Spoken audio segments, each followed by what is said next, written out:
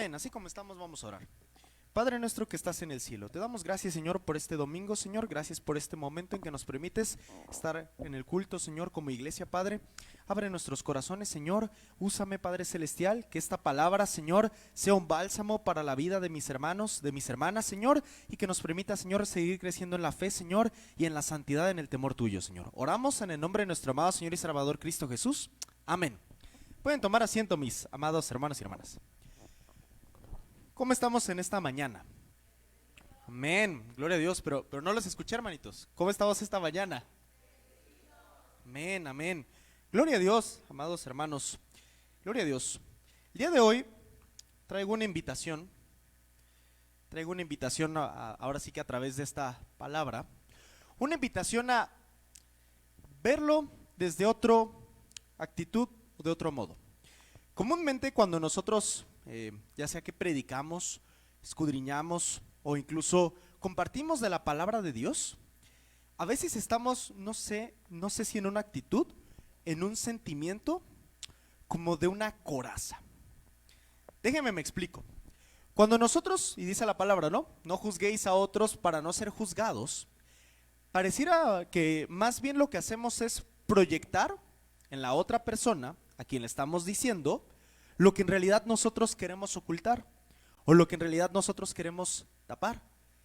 Ya sea que nos da miedo, ya sea que nos duela, ya sea que en realidad nazca de situaciones que estamos pasando, pero el punto es de que pasamos a la ofensiva, por así decirlo. ¿Por qué? Porque no queremos que nos vean a nosotros, sino más bien como que desviamos la mirada y casi evitamos cualquier tipo de situación que nos parezca amenazante. Y fíjense, el día de hoy, por eso les traigo la invitación a que ahora sí que en lugar de enfocarnos a la defensiva y a decir, a ver qué va a decir aquí el hermano para estar como esquivando, antes de estar en esa actitud, mi invitación es más bien a por qué no tomarlo desde otro punto de vista. De decir, quizás sea algo que yo necesite o no había pensado esto y puede ser que hasta tenga una vida mejor. Amén, hermanos, que es palabra de Dios. Muy bien. Resulta que en los primeros siglos de la vida cristiana, cuando se leía la palabra, cuando se hacían los servicios, cuando caminaban los primeros cristianos, ellos decían, es decir, estoy hablando de San Agustín, de San Jerónimo y de todas estas personas que le llaman los padres de la iglesia, todos ellos cuando leían la palabra usaban una frase, decían, esto lo hacemos por caridad. Cuando nosotros escuchamos hoy la palabra caridad, ¿qué se nos viene a la mente? Se nos viene a la mente, pues realmente más bien como dar limosna, ¿no? Como dar apoyo, lo hago por caridad, ¿no? O ciertos grupos, ¿no? Como, eso es caritativo.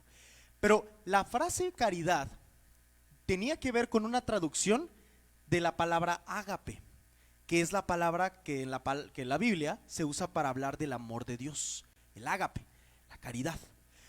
Si nos vamos allá en la palabra, a Mateo 22, versículos 37 al 39, nos damos cuenta de cuál es el fundamento o el motor, por así decir, el corazón de la vida cristiana. Estamos hablando de Mateo 22, versículos 37 al 39, que es el gran mandamiento, ¿no? Jesús le dijo cuando le preguntan, ¿no? ¿Cuál es el gran mandamiento, maestro? Obviamente se lo dicen en ese contexto en ironía. Jesús dice, amarás al Señor tu Dios con todo tu corazón, con toda tu alma y con toda tu mente. Este es el primero y grande mandamiento. Y el segundo es semejante. Amarás a tu prójimo como a ti mismo. De esto dependen la ley y los profetas. ¿Se dan cuenta que cuando nosotros actuamos en la vida cristiana, como hace rato el pastor nos estaba ministrando durante la Santa Cena, es siempre a partir del amor? Es decir, es desde la emoción y no desde la defensa. Es justamente desde el identificar y expresar cómo me estoy sintiendo, qué es lo que estoy pasando, y en lugar de ver a mi hermano como enemigo, lo estoy viendo como un compañero, como un hermano, como alguien que me pueda aportar a mi vida y que me pueda apoyar.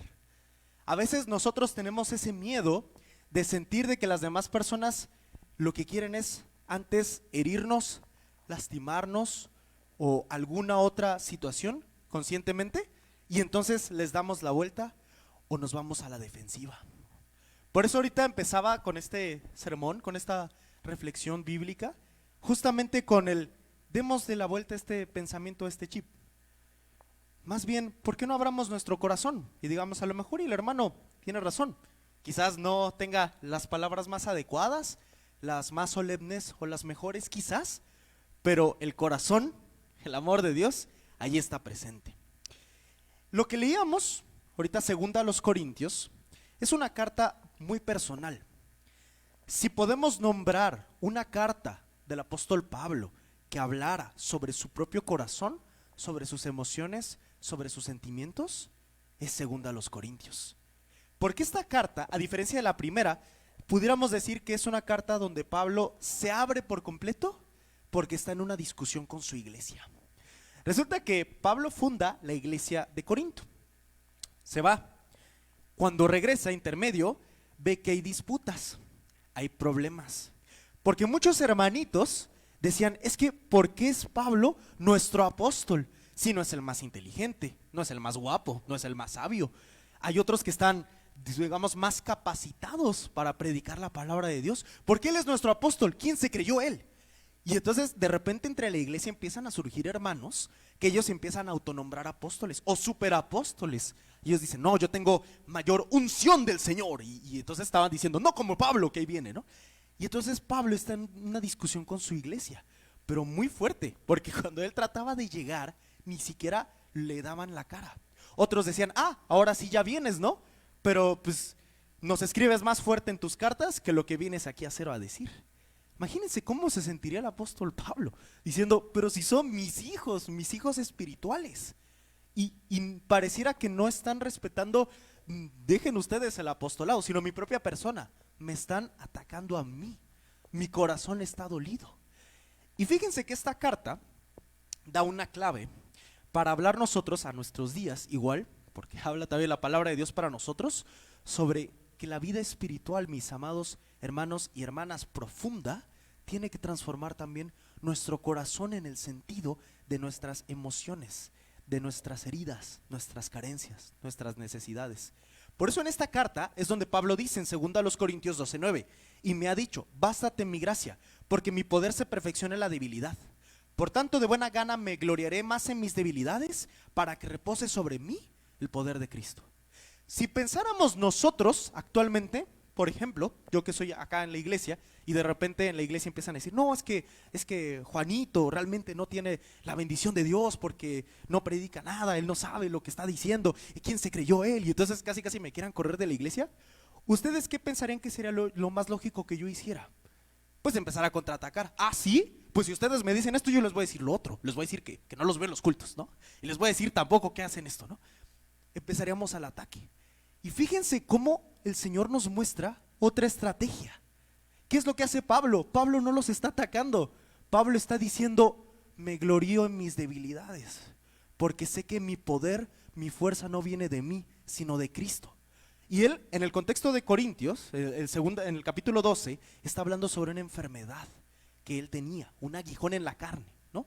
Hay algunos que teorizan, algunos eruditos e incluso historiadores, que hablan que probablemente fuera una enfermedad que hasta el propio Pablo como que lo avergonzara, una enfermedad así de profunda para él, que no pudiera capaz de decir, tengo esto. Y aún así lo está confiando a los hermanos de Corinto. No les está atacando, sino al contrario les está diciendo, estoy pasando esto, hermanos. Quiero que me comprendan que no les estoy tratando, digamos, de quitar dinero, sino al contrario, quiero que crezcamos juntos en el Señor.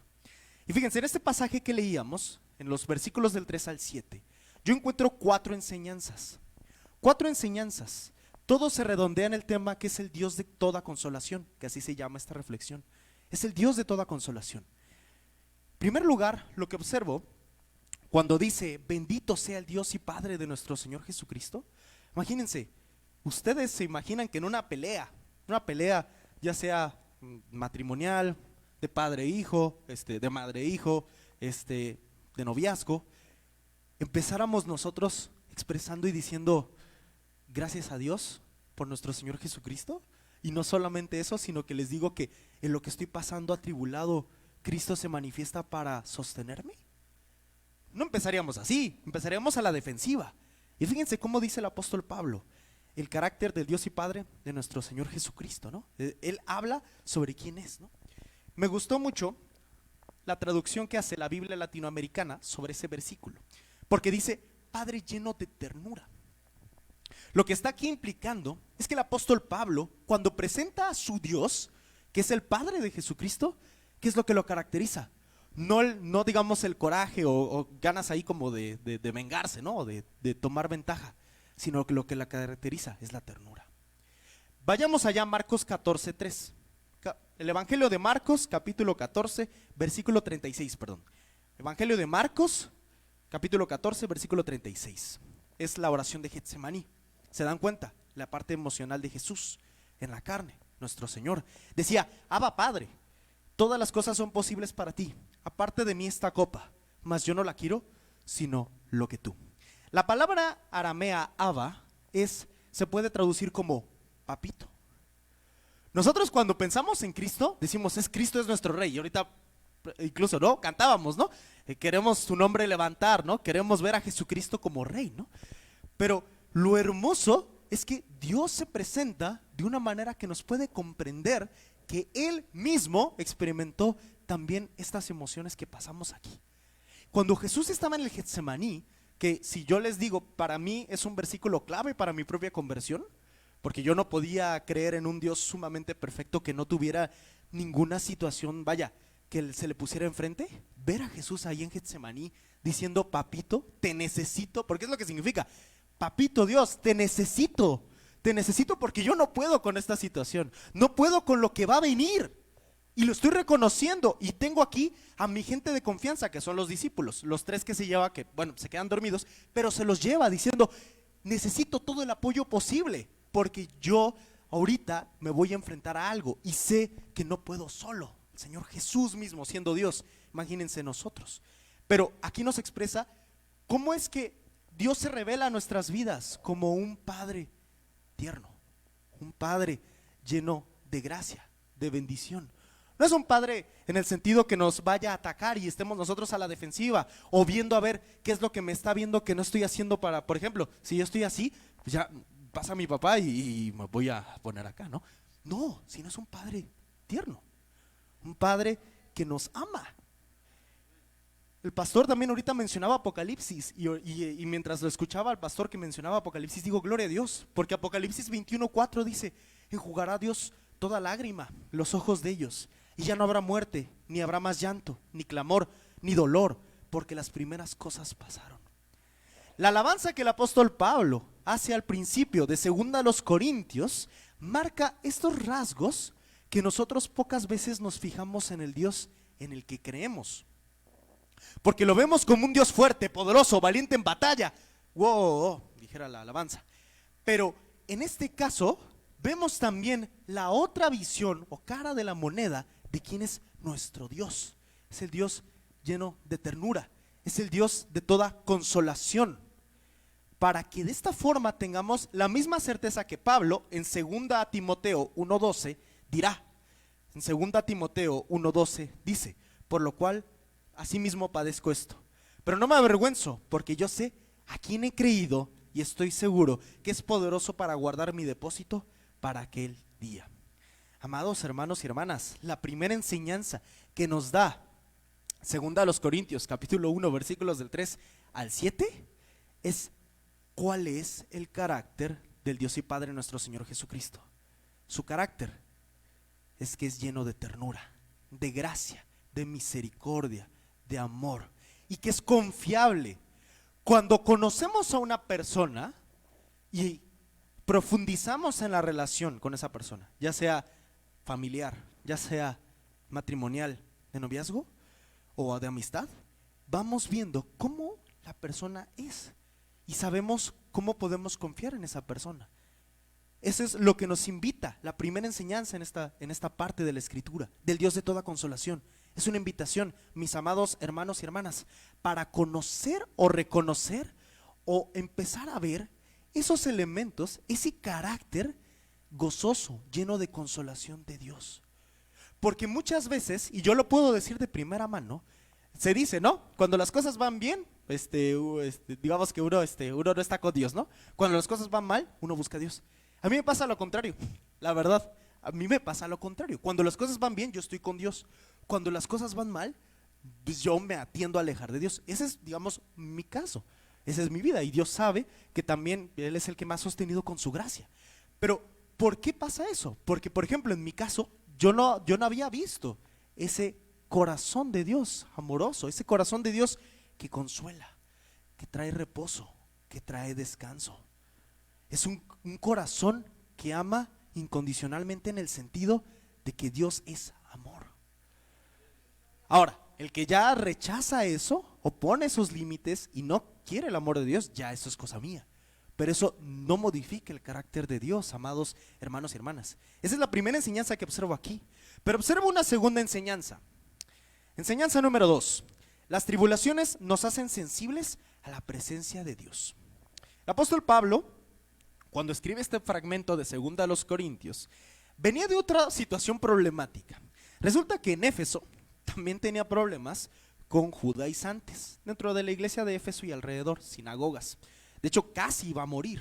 O sea, lo querían linchar, prácticamente. Entonces imagínense, Pablo está peleándose con una iglesia, con otra lo quieren medio linchar. En Jerusalén, que es su iglesia madre, tampoco lo quieren porque lo ven demasiado liberal para la época. Entonces Pablo, pues, casi diría, ¿de dónde me hago? Y si leemos 2 Timoteo, nos vamos a dar cuenta que ni siquiera sus propios colaboradores, sus amigos, tampoco estaban ya con él. Por eso dice, además, que Dios se lo pague, casi. El otro me ha dejado, Alejandro se fue al mundo. Así dice en 2 Timoteo. Imagínense, hermanos, y aún así, el apóstol Pablo en su vida nos transmite esta enseñanza, que las tribulaciones nos hacen sensibles a la presencia de Dios. Oseas 2:14 dice, pero he aquí, yo la traeré y la llevaré al desierto y hablaré a su corazón. A nosotros muchas veces, bueno, no muchas veces, no nos gustan los problemas. A mí no me gustan los problemas. Quienes me conocen a mí saben que yo normalmente me tiendo a frustrar cuando son los problemas y situaciones al frente. Pero son necesarias, en el sentido de que cuando uno está en ese momento de la prueba, del dolor, del proceso, porque es un proceso, es justo en ese lugar donde Dios nos quiere hablar al corazón. ¿Por qué el desierto? Porque el desierto es el lugar donde no hay nada, donde está solo, donde no hay distracciones, donde podemos observar a Dios moverse a plenitud, porque nosotros no estamos mirando a otro lado, porque no tenemos dónde mirar. ¿Se dan cuenta? En los momentos de la tribulación, de aflicción, de los problemas, del dolor, es donde Dios quiere hablar ahí presente. Nosotros a veces, como Elías, estamos esperando que llegue en el fuego, en el terremoto, incluso el huracán ahí que llega, ¿no? Pero ¿dónde Dios se presentó? En el silbo apacible, en el momento donde menos lo esperaba, cuando dejó la defensiva a Elías y esperando el gran portento, y empezó a poner atención en todo lo que estaba alrededor, y justo en el lugar menos, digamos, indicado, bueno, el más detalle, así minúsculo, ahí es donde Dios se le manifestó y le dijo, ¿qué haces aquí, Elías? Pero con una voz tranquila. No, porque el Señor pudo haberlo hecho, justamente a la defensiva. Oye, Elías, o sea, todavía que estás viendo que yo sí te respondí, mataste a los profetas de Baal y vienes aquí de cobarde, ¿qué te pasa? No, Dios no llega así, al contrario, llega, ¿qué pasa? ¿Qué haces aquí, Elías? ¿Qué sientes? Es momento de procesar esto y volver, porque te necesito, haces falta en mi obra. Y lo mismo hace Dios con nosotros, amados hermanos y hermanas. Por eso es la segunda enseñanza. En las tribulaciones es donde nos damos cuenta de la presencia de Dios, o que quizás no está la presencia de Dios. Y ahí es donde nos damos cuenta a futuro que, es que realmente no estuvo Dios. Y cuando me di cuenta que no estuve Dios fue cuando lo empecé a buscar, cuando empecé a ver mi necesidad de Él. Pero ahorita voy a esa parte de la enseñanza. En segundo lugar, nos percatamos de su gracia. Lamentaciones 3:22 dice, por la misericordia de Jehová no hemos sido consumidos, porque nunca decayeron sus misericordias. Yo soy una persona que normalmente ve las cosas negativas. Entonces cuando algo pasa, me enfoco en lo negativo. Pero aquí, en el caso de Lamentaciones, sí es una situación problemática, porque había pasado, todo Jerusalén había sido destruido. ¿Qué es lo que pudiéramos pensar? Pues nos hubiéramos metido, clavado, pues pensado ahí, enfocado en las cosas negativas. Pero ¿qué hace Jeremías, el autor de Lamentaciones? Dice, no, él no está viendo, digamos, la parte negativa, él está viendo de hecho la parte más positiva, que es, pues la verdad nos salió barato.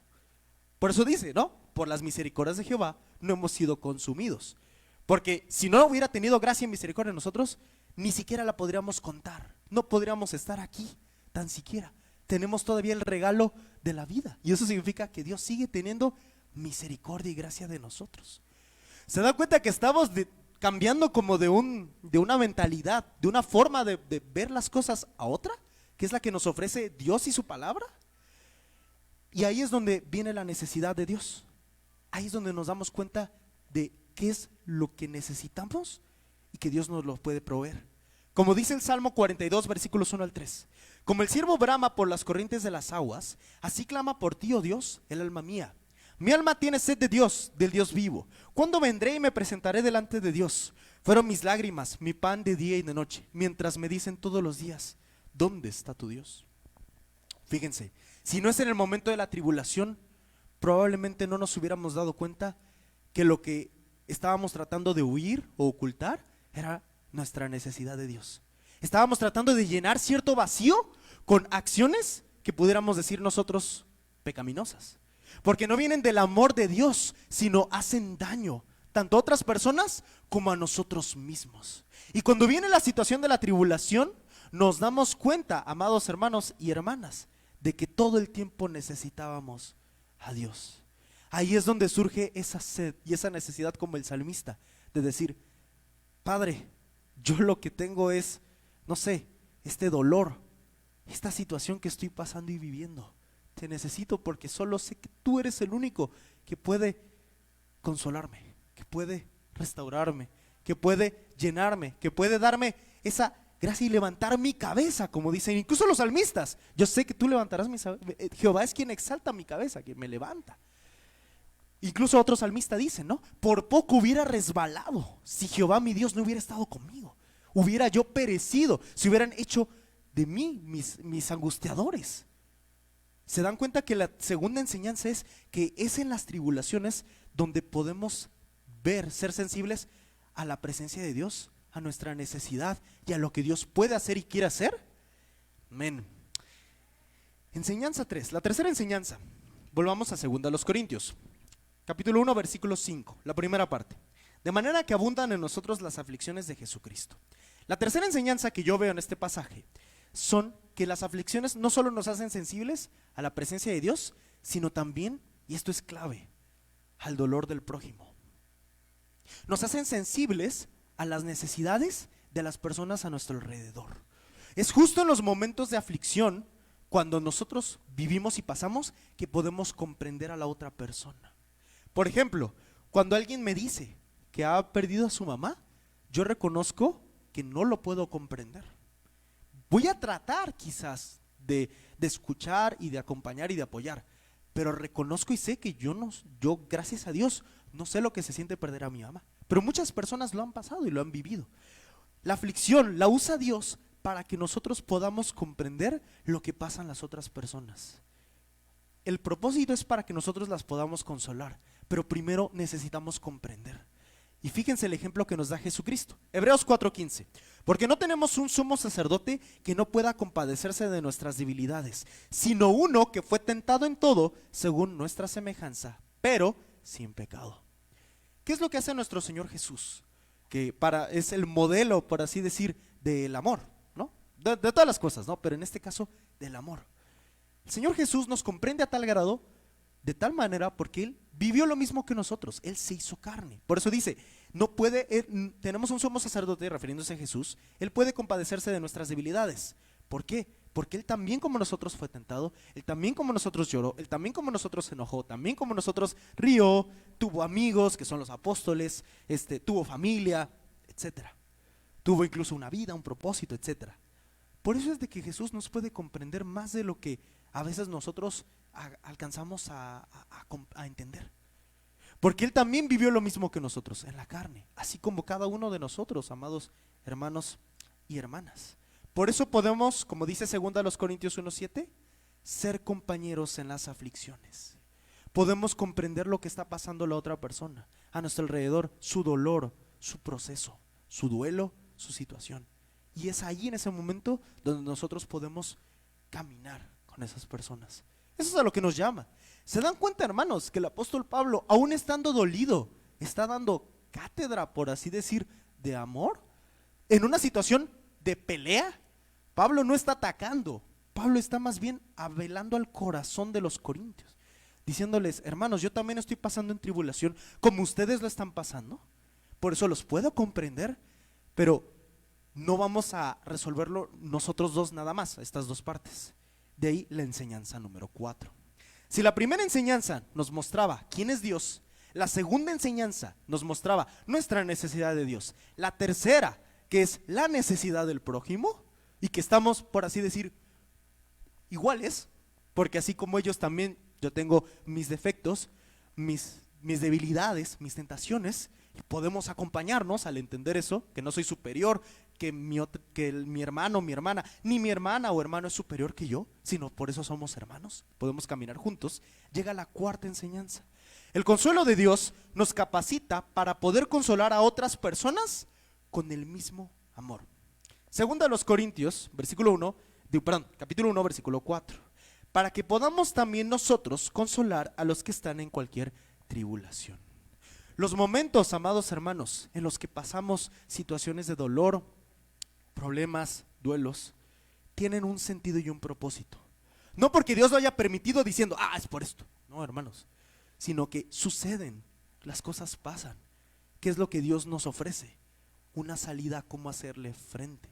Por eso es el Dios de toda consolación, porque nos dice: mira, ven aquí, hijo, hija mía, te puedo ayudar, te puedo transformar, pero confía en mí, ven a mí, sígueme a mí. Yo te voy a mostrar esos caminos que tú no conoces, ¿no? Cosa que ni ojo vio, ni oído yo, han subido al corazón de las personas que aman a Dios. Que de hecho Pablo lo escribe a los Corintios, pero en la otra carta. ¿Se dan cuenta entonces que los momentos de tribulación y de situación, la enseñanza es que Dios nos capacita una vez que pasamos el proceso para consolar a otras personas? Por eso es para que podamos nosotros consolar a los que están en cualquier tribulación. Por eso Pablo también escribía en Romanos 12:15: gozaos con los que se gozan, llorad con los que lloran. El llamado, mis amados hermanos y hermanas, no es a eludir y a ponernos esa coraza y decir: no, yo no tengo ninguna situación, no, yo no tengo ningún problema. No, todos los tenemos, amados hermanos. Y ese es justo el asunto, que antes que pasar a la defensiva, pasemos más bien a por qué no tratar de comprendernos, de amarnos genuinamente, de mostrarnos y aceptarnos cuáles son nuestras emociones, lo que estamos pasando y sintiendo, y acompañarnos con el consuelo de nuestro Dios, siendo hermanos y hermanas en Cristo. Por eso dice 2 Corintios 1:4, pero en la segunda parte: por medio de la consolación con que nosotros somos consolados por Dios. Solamente cuando pasamos el proceso de la situación, aflicción, problema, dolor, de la mano de Dios, es que cuando ya lo podemos mirar hacia atrás, decimos: por gracia de Dios estoy aquí, ¿no? Por la gracia de Dios soy lo que soy. Otra vez dice Pablo, ¿no? Porque ahí nos damos cuenta cómo Dios ha sido, ¿no? Si Jehová no hubiera estado con nosotros, hubiéramos perecido. Y ahí es cuando nosotros decimos: tengo el consuelo de Dios, supe lo que pasé y puedo comprender a mi hermano o hermana que lo está pasando. Así es como se manifiesta el amor de Dios, como lo dice en Mateo 10:8 en la última parte: de gracia recibisteis, dad de gracia. Amados hermanos y hermanas, nosotros, y esto es parte de esta enseñanza, las situaciones que pasamos y vivimos no se pueden evitar. ¿Nos gustaría? Sí, pero no se pueden evitar. Problemas, dolores, aflicciones. Pero el asunto es: podemos contar con un Dios y Padre lleno de ternura, lleno de gracia, lleno de amor, de misericordia, de consolación, y el cual se manifiesta, el cual se observa físicamente con las personas que creen en Él, con las personas que han pasado y tienen ese consuelo, y pueden decir: el mismo consuelo que me dio Cristo, te lo doy a ti, y sé lo que, te entiendo lo que estás pasando, no te estoy juzgando. Al contrario, yo también lo pasé o lo viví. Y aquí te lo puedo entregar, porque lo que de gracia he recibido, doy de gracia. Otra parte, para ir concluyendo. La salvación, y nos dice en 2 Corintios 1:6. 2 Corintios 1:6, y voy a dar lectura. Dice así: pero si somos atribulados, es para vuestra consolación y salvación. O si somos consolados, es para vuestra consolación y salvación, la cual opera en el sufrir de las mismas aflicciones que nosotros también padecemos. Me llama mucho la atención porque dice que si somos consolados es para su consolación y salvación. No pierdan de vista, Pablo está peleando con una iglesia. Y Pablo le está diciendo, lo que a mí me consuele es para la salvación de ustedes. Pero dice, ¿cómo se vive, se opera esa salvación? En el sufrir las mismas aflicciones que nosotros también padecemos. ¿Qué quiere decir, mis amados hermanos y hermanas? Que la salvación se manifiesta en el compartir los procesos de dolor y de sanación. La salvación y la iglesia para eso está, precisamente como dice el Señor Jesucristo. Yo no he venido para llamar a justos, sino a pecadores al arrepentimiento. Yo no he venido, los sanos no necesitan médico, he venido por los enfermos. Y lo que nos hace hermanos y hermanas en Cristo es el reconocimiento de que estamos enfermos, o si le damos un paso más allá, que necesitamos de Dios. Todos. Si no necesitáramos de Dios, seríamos perfectos. Es decir, por eso yo te puedo juzgar, porque pues yo puedo solo. Yo soy capaz de hacerlo sin necesidad de Dios. Pero como sé que necesito de Dios, no te puedo juzgar, hermano y hermana, porque tú también necesitas de Dios como yo necesito. Y Dios me ha rescatado a mí y te ha rescatado a ti. Ha dado su Hijo por tu vida, por mi vida. Por eso podemos ser hermanos y hermanas en Cristo. Y la salvación que se vive, la salvación por gracia, como ahorita compartíamos, los elementos de la Santa Cena es el acompañarnos en esos procesos de dolor y de restauración. Para eso estamos, mis amados hermanos y hermanas. Esa es la cuarta enseñanza que encontraba aquí, que solo en el consuelo de Dios somos capaces de acompañar a otros. Aquí la cuestión es, si nosotros no hemos podido acompañar a otros, es porque, volvemos al mismo punto, no hemos visto nuestra necesidad de Dios. No lo hemos reconocido, ni hemos dicho, Señor, yo tengo esta necesidad, yo tengo esta situación problemática, que sé que responde a algo más. Sé que soy una persona amargada, por ejemplo, o estoy frustrado porque realmente no he hecho de mi vida, o no he visto de mi vida los frutos que me hubieran gustado tener. ¿Por qué, Señor? ¿Por qué no me puedo aceptar? O a lo mejor, y yo sé que soy una persona, no sé, mentirosa, quizás chismosa, no sé cuál sea la situación, amado hermano y amada hermana. Porque les decía, antes que juzgarles, estoy con ustedes, estamos con ustedes. Por eso es un Dios de toda consolación, porque es el que nos llama a buscar su consuelo, su abrigo, su abrazo. ¿Cuál es la conclusión? Que la confianza que Pablo transmite al final, insisto, en un momento de pelea, no pierdan de vista que Pablo está agarrándose, a conflicto con la iglesia de Corinto. Dice así en el versículo 7: nuestra esperanza respecto de vosotros es firme, pues sabemos que así como sois compañeros en las aflicciones, también lo sois en la consolación. El apóstol Pablo tiene esta confianza. Al final somos hermanos y hermanas en Cristo. Aunque estemos peleándonos, aunque me quieran a mí quitar del apostolado y me quieran correr de Corinto, yo sé que al final mi esperanza, y con mis colaboradores, por eso dice, nuestra esperanza es firme.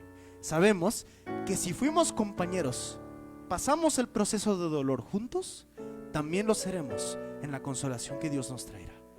Así que la invitación, mis amados hermanos y hermanas, en esta mañana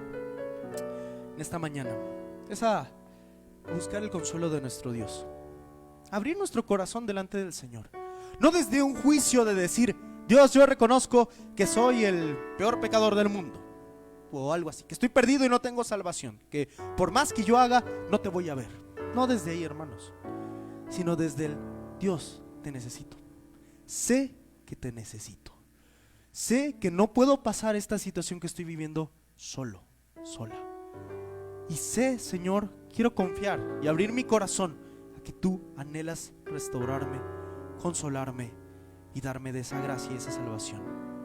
En ti y acompañada de hermanos y hermanas. Rodéame de personas, Señor, que lo hagan. Así que les invito, mis amados hermanos y hermanas, si gustan pasar o también si quieren permanecer en sus lugares para buscar el consuelo de nuestro Señor juntos como hermanos y hermanas en Cristo, para poder pasar este proceso que estemos viviendo, lo que estemos viviendo, no solos, sino acompañados de nuestro Dios y de nuestros hermanos y hermanas. Oremos. Padre nuestro que estás en el cielo, te damos gracias, Señor. Gracias, Padre Celestial, por tu palabra. Gracias, Señor, por nuestro Señor Jesucristo. Gracias, Padre Santo, por el Espíritu, Señor, que nos acompaña y nos consuela. Gracias, Padre, por tu cobijo, por tu amor, por tu resguardo, porque hasta aquí tú nos has sostenido, Señor. Hasta aquí tú nos has dado, Señor, de tu gracia, de tu misericordia, Señor. Señor, reconocemos que no podemos, Señor, que sin ti no podemos, Padre Celestial, que todo lo que estamos pasando y viviendo, Señor, nos duele, Señor, va más allá de nosotros, pero queremos descansar en ti, Padre Santo. Queremos ser consolados por ti, Señor. Queremos escucharte, Papito. Queremos escuchar tu gracia, tu amor, tus palabras de aliento, Señor, tus palabras de vida eterna, Señor. Restáuranos, Señor. Restáuranos, Padre Celestial. Míranos cómo estamos, Señor. Cuáles son nuestras cargas, Señor, que tú lo sabes mejor que nosotros. Nuestras heridas, Señor, nuestro peso que andamos cargando, Señor, el proceso que estamos pasando, Señor. Te necesitamos, Señor. Por eso estamos aquí reconociendo la necesidad que tenemos de ti, Señor. Ayúdanos, Señor. Responde, Padre Celestial, a nuestro clamor, Señor, que te necesitamos. Necesitamos ser llenos de ti, Padre Santo, de tu amor, Señor. Y permítenos también, Señor, ser usados para la transformación y restauración de la vida de nuestros hermanos y hermanas, Padre Santo, que estén pasando por momentos y situaciones, Señor, por procesos, Señor. Nos ponemos en tus manos como iglesia, Señor. Úsanos, Señor. Bendícenos, Padre Celestial. Restáuranos, Padre Santo. Vuélvenos a levantar, Señor, en tu poder, en tu gloria y en tu amor, Señor. Oramos en el nombre de nuestro amado Señor y Salvador, Cristo Jesús.